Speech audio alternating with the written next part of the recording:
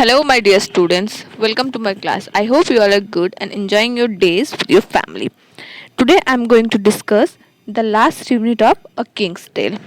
Let's continue. This is the Excalibur. Merlin said. Merlin বলল, This is the Excalibur. মানে এটা তো সেই এক্সক্যালিবার। এক্সক্যালিবার কি সেটা আমরা পরে জানবো যে এক্সক্যালিবার আসলে কি।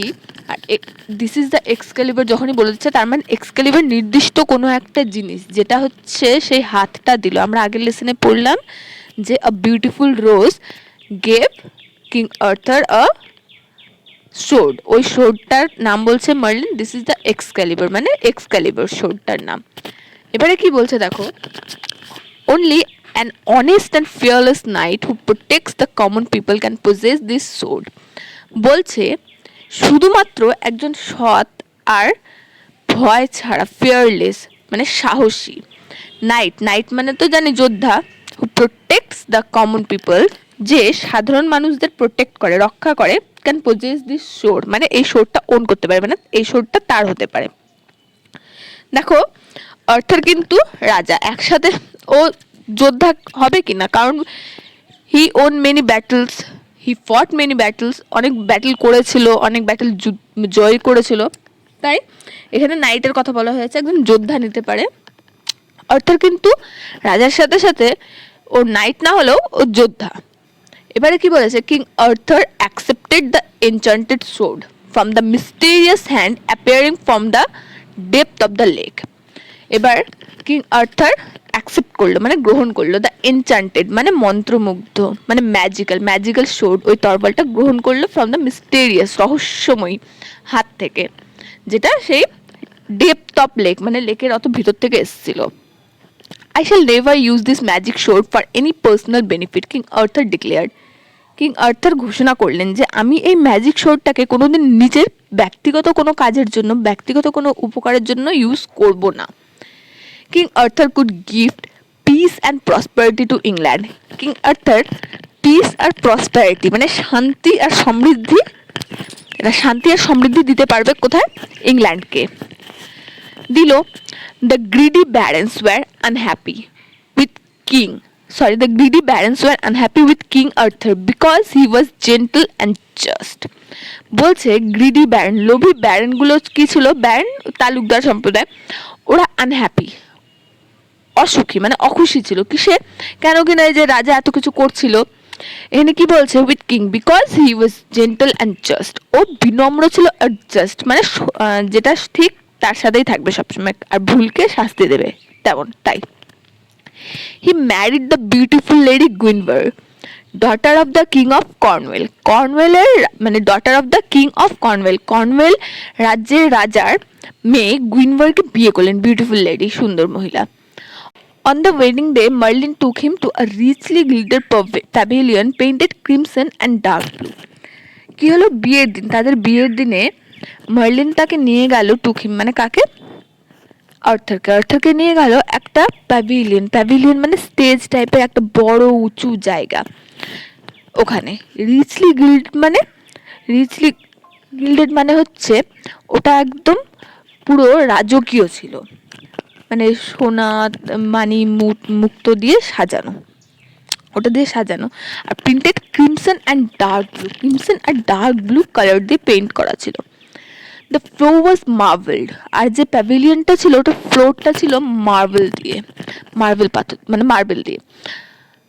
In the middle of the room was a huge round oak table richly carved capable of sitting 50 people.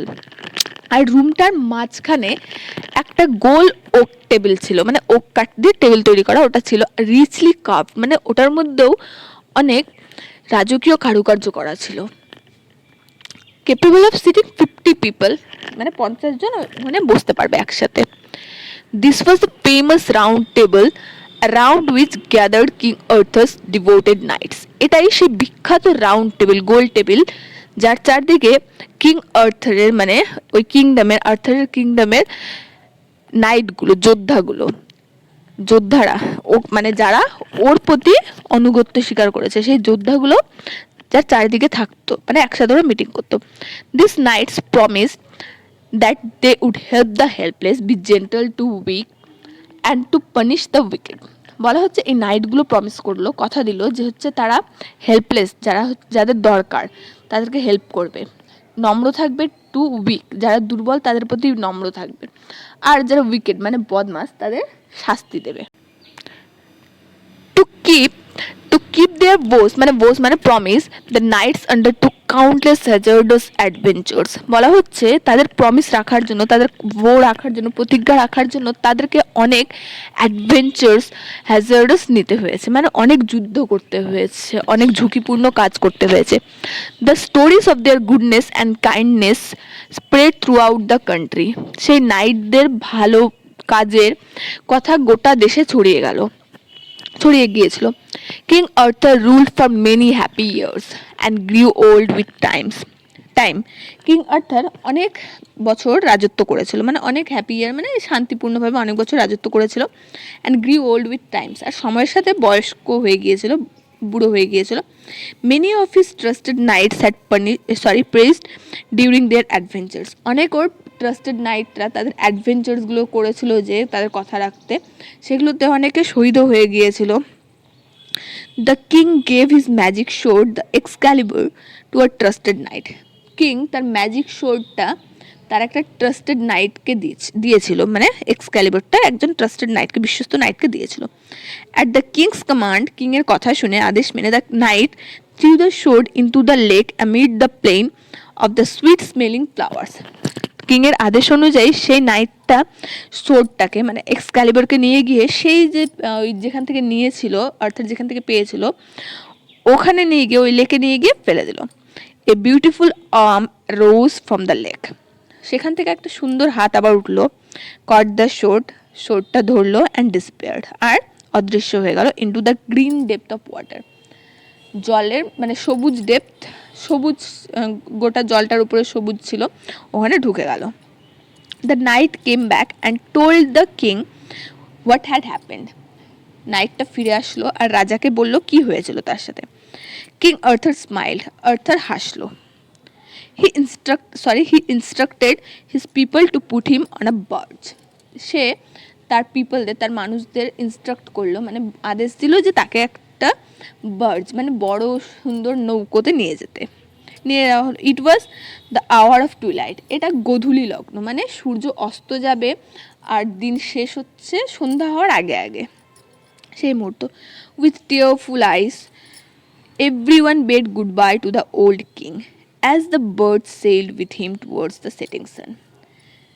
জল ভর্তি চোখ নিয়ে সকলেই, সব মানুষ তাদের রাজাকে বিদায় জানালো, গুড বাই জানালো। যেহেতু সেই রাজা কি হলো, বার্জে তো উঠে গেল, বার্জটা সূর্যাস্তের সাথে সাথে নদীর আরো গভীরে চলে যাচ্ছিল, মানে অন্যদিকে চলে যাচ্ছিল। এখানে আমাদের গল্পটা শেষ হলো। If you find this video helpful, please hit the like button, and if you haven't subscribed my channel yet, please subscribe my channel. Till then, take care, bye bye.